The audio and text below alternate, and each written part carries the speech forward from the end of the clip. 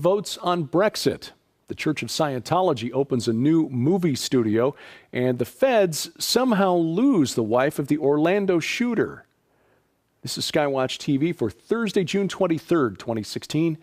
I'm Derek Gilbert. First up, what has to be one of the great ironies, the young man who tried to assassinate Donald Trump at a rally in Las Vegas Saturday night is in the country illegally.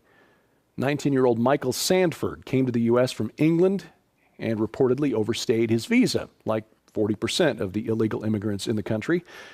Thus, he is one of the people that Donald Trump's proposed immigration plan would find and deport.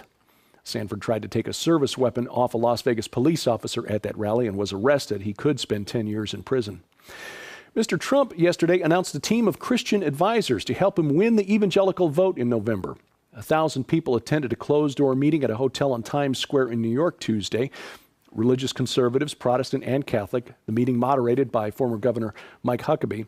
Trump promised to get rid of IRS regulations that limit political speech for 501c3 tax-exempt organizations.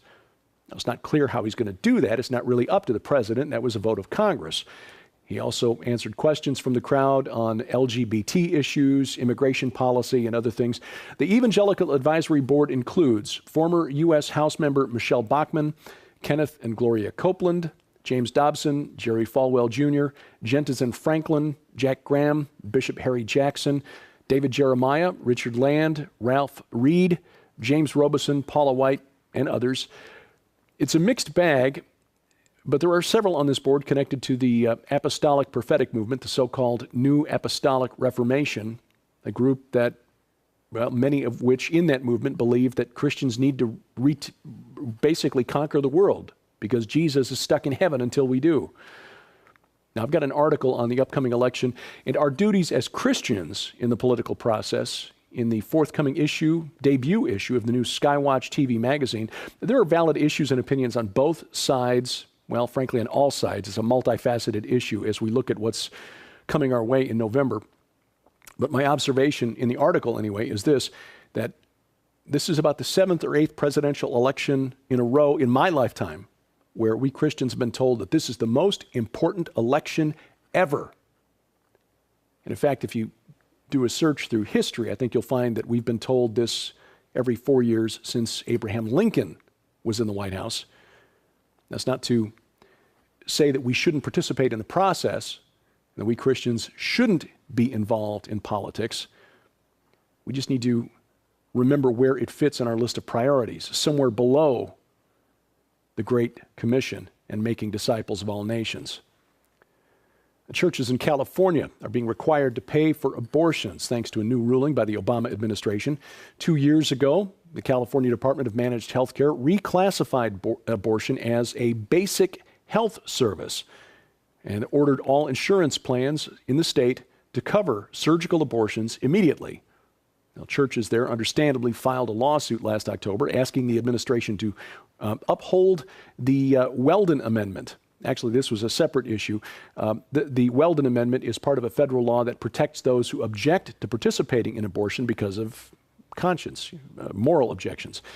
Well, yesterday, the Department of Health and Human Services Office of Civil Rights said its investigation found no violation of civil rights because the OCR said the Weldon Amendment only protects health insurance plans, not those who buy them, as required by law.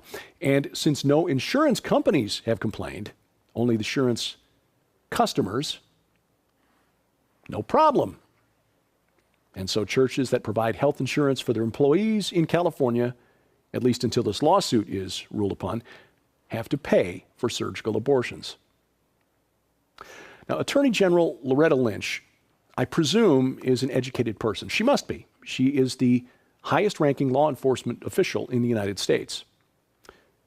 She seems, for some indecipherable reason, to be doing everything in her power to disabuse all of us of the notion that she actually knows what she's doing. Take, for example, over the weekend when she announced that the FBI would release partial transcripts of Orlando shooter Omar Mateen's 911 calls in which he pledged allegiance to the Islamic State because she said she didn't want to further his pro-ISIS propaganda, even though everyone in the country who'd seen even a single newscast over the previous week, knew that he had made that phone call and why he made it. Well, now Attorney General Lynch has revealed to us her master plan for fighting Islamist terror, and it is love. That's right. Our most effective response, according to Attorney General Lynch, to terror, our most effective response is compassion, unity, and love. Apparently, a hug and a mug of warm cocoa will turn these terrorists from their violent paths. Now, I'm not belittling the idea that we should extend love and understanding to people of all races, creeds, and religions. Love and forgiveness is a powerful response, especially in the aftermath of a tragedy like the one that took place in Orlando. And love to those who are still in bondage, and I use that word deliberately, to Allah is important. Christ died for them too, for all who will confess their sins and accept Him as Lord. And it is not up to you and me to deprive them of the opportunity to make that decision. But if there is somebody shouting Allahu Akbar and seeks to do harm to my wife, my child, my future grandchildren, in my mind, they have forfeited that right, and I will do all in my power to protect them. Our most effective response to violent Islam, and not radical Islam, violent Islam, as Dr. Tim Furnish pointed out earlier this week, violent Islam is not radical, it is mainstream. And there are 1,400 years of history to back up that assertion. No, our most effective response is actual control of our borders and access points to this country, and an immigration policy that keeps people out who don't want to assimilate, but follow a religion that commands them to change the native culture to comply with its religion by force if necessary. And I will point out, at the risk of being politically incorrect, that ours is a nation that is not founded on the Quran, but it is founded on Judeo-Christian morality and the rights of Englishmen. And here's another feather for Attorney General Lynch's cap. She had to admit at a press conference yesterday that investigators, federal investigators, do not know where Omar Mateen's wife, Noor Salman, is right now. They want to know how much she knew about the Orlando attack and when she knew it, but they've got to find her first. Now, yesterday, I mentioned that the U.S. Senate shot down 4 gun control proposals offered in the wake of the Orlando slaughter, 2 from Democrats, 2 from Republicans. However, the Senate does seem willing to consider a Republican proposal to expand the power of the FBI to spy on us. This proposal would broaden the type of telephone and internet records the FBI can request from companies like Alphabet, that's Google, parent company, Google and Verizon, without a warrant.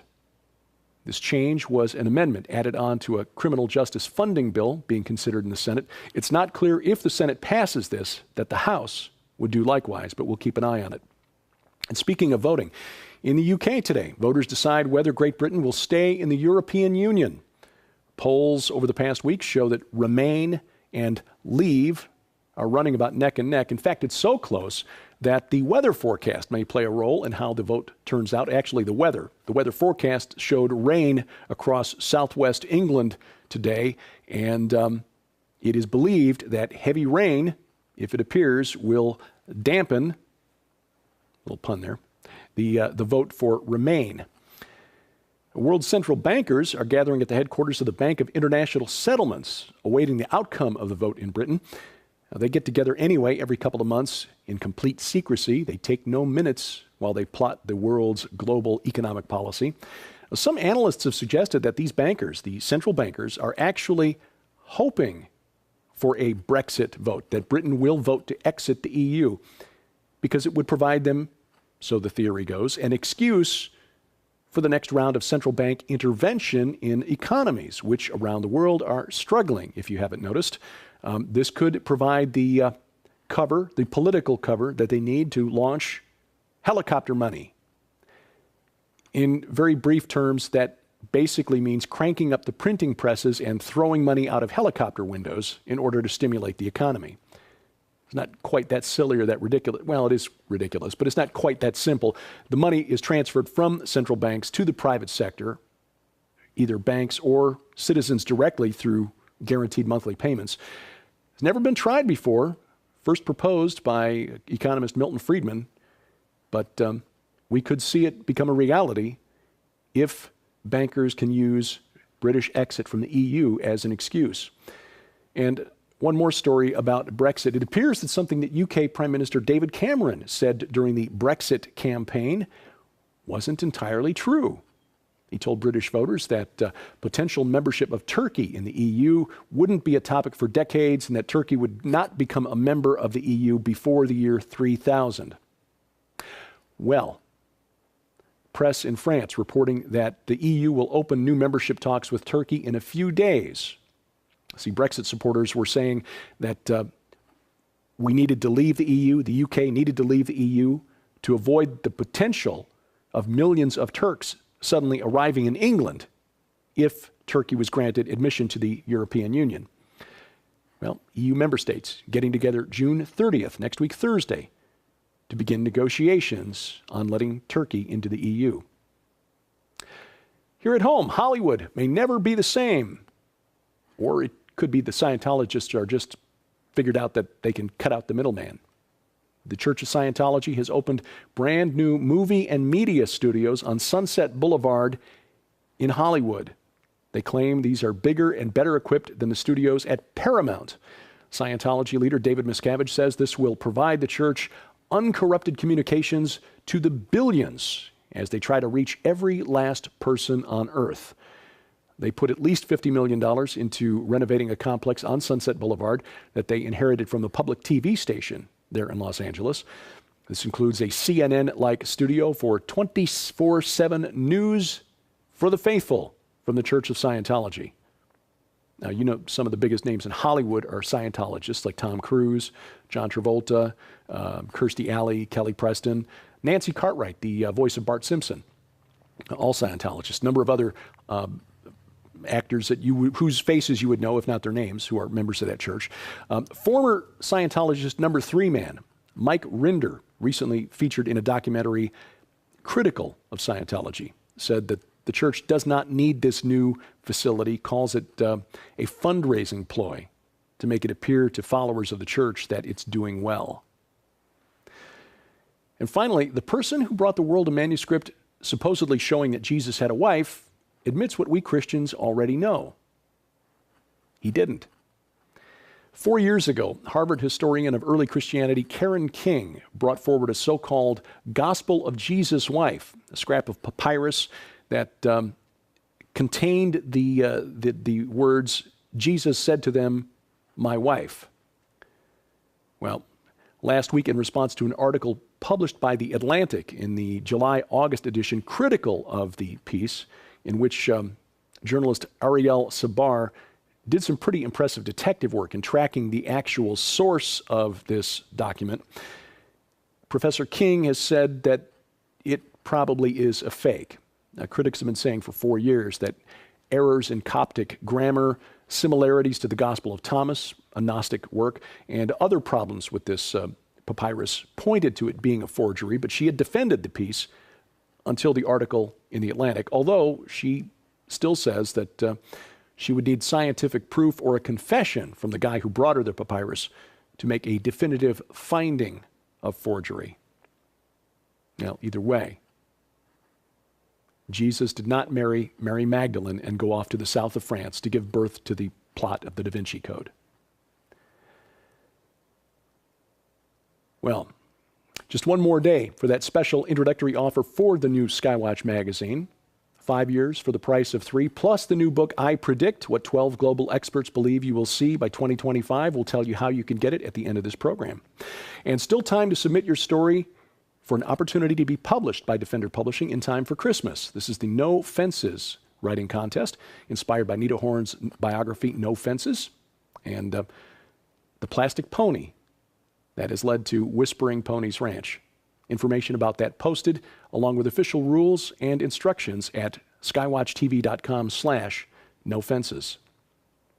On Skywatch TV this week, Gary Stearman and Bob Ulrich are friends from Prophecy Watchers, who we'll be seeing in Colorado Springs next month, give you a sneak preview of the Prophecy Conference and how you can bring it to your home if you're not going to be at Colorado Springs. You'll see it again Saturday afternoon, Skywatch TV broadcast on the Victory Television Network, 3:30 p.m. Saturday afternoon, Central Time in Arkansas and around Memphis. And then on WCLF TV in the Tampa-St. Petersburg area, 6:30 p.m. Central Time, Saturday night. And of course, that program available now online at the Skywatch TV channel on Roku and on Vimeo. And while you're online, remember our exclusive online content, which includes, well, these daily news updates, Into the Multiverse with Josh Peck, the new edition just posted today, and of course tomorrow, Sci Friday with my best friend and wife, Sharon K. Gilbert. All of those available at skywatchtv.com and the Skywatch TV channels on Roku, YouTube, and Vimeo. And of course, our podcast gives you an audio-only option if you need something you can carry with you without having to look at a screen. Handy when you're mowing the lawn or driving to work, or if you're at work, something to plug into your ears to keep you entertained and occupied. We update the podcast every single day of the week. New content 7 days a week on the Skywatch TV podcast. To find it and find instructions on how you can download it directly to your computer or mobile device, log on to skywatchtv.com and then look for the podcast link in the top menu bar. Your support keeps us going here at Skywatch TV during the month of June in honor of Father's Day. We're offering as our thank you for your support of any amount 2 books suitable for Dad: The Man in the Mirror, Solving the Problems Men Face, and The Fisherman's Guide to Life. We'll send you those books in the U.S. and Canada for your donation of any amount during the month of June. For more information and to donate, log on to skywatchtv.com/donate. And your index finger also has the power to help us and costs you nothing. Click like, click share, and click subscribe. It gets the word out. And of course, if you have comments or questions for us, we'll take those at dgilbert@skywatchtv.com.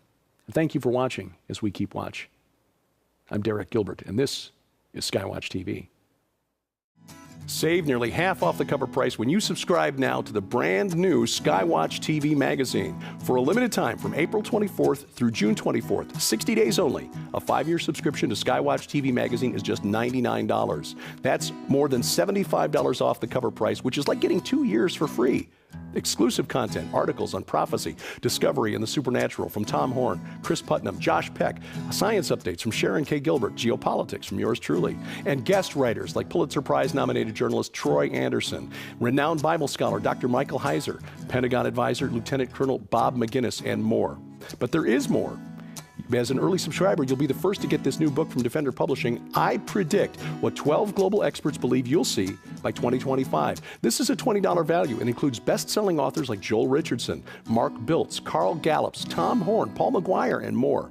Find out what they think about the coming war between ISIS and the Vatican, the future of the Temple Mount and the Ark of the Covenant, a worldwide manifestation of angels, and the coming age of human hybrids. And we'll also add this DVD, The Best of Skywatch TV 2015, a $25 value, including our most compelling interviews from last year, including Chuck Missler, Steve Quayle, the discussion of the Georgia Guidestones with Chris Pinto, and more. All of this together worth more than $200, yours now for just $99, but only through June 24th. Subscribe now, Skywatch TV Magazine. Just call the number on your screen or log on to skywatchtvstore.com.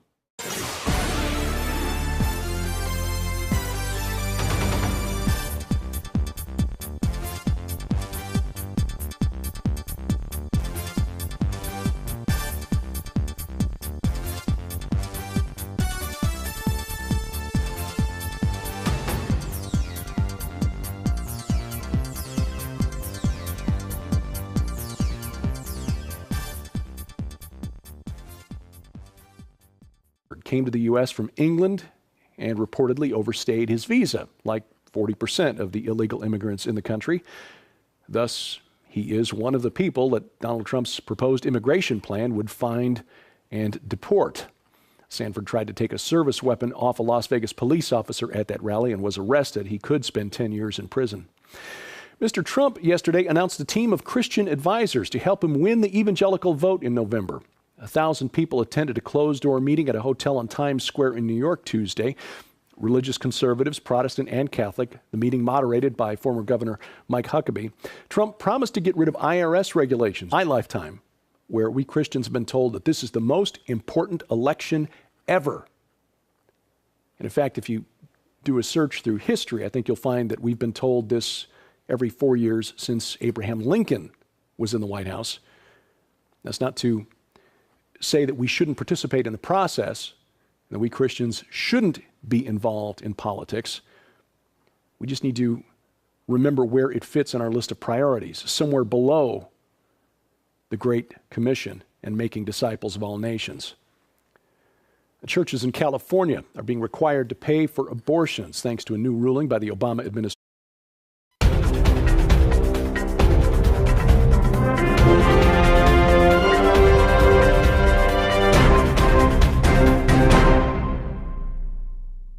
Britain votes on Brexit. The Church of Scientology opens a new movie studio, and the feds somehow lose the wife of the Orlando shooter. This is SkyWatchTV for Thursday, June 23rd, 2016. I'm Derek Gilbert. First up, what has to be one of the great ironies, the young man who tried to assassinate Donald Trump at a rally in Las Vegas Saturday night is in the country illegally. 19-year-old Michael Sandford that limit political speech for 501c3 tax-exempt organizations. Now, it's not clear how he's going to do that. It's not really up to the president. That was a vote of Congress. He also answered questions from the crowd on LGBT issues, immigration policy, and other things. The Evangelical Advisory Board includes former U.S. House member Michelle Bachmann, Kenneth and Gloria Copeland, James Dobson, Jerry Falwell Jr., Jentizen Franklin, Jack Graham, Bishop Harry Jackson, David Jeremiah, Richard Land, Ralph Reed, James Robeson, Paula White, and others. It's a mixed bag, but there are several on this board connected to the Apostolic Prophetic Movement, the so-called New Apostolic Reformation, a group that, well, many of which in that movement believe that Christians need to basically conquer the world because Jesus is stuck in heaven until we do. Now, I've got an article on the upcoming election and our duties as Christians in the political process in the forthcoming debut issue of the new SkyWatchTV magazine. There are valid issues and opinions on both sides, well, frankly, on all sides. It's a multifaceted issue as we look at what's coming our way in November. But my observation in the article, anyway, is this, that this is about the 7th or 8th presidential election in a row in my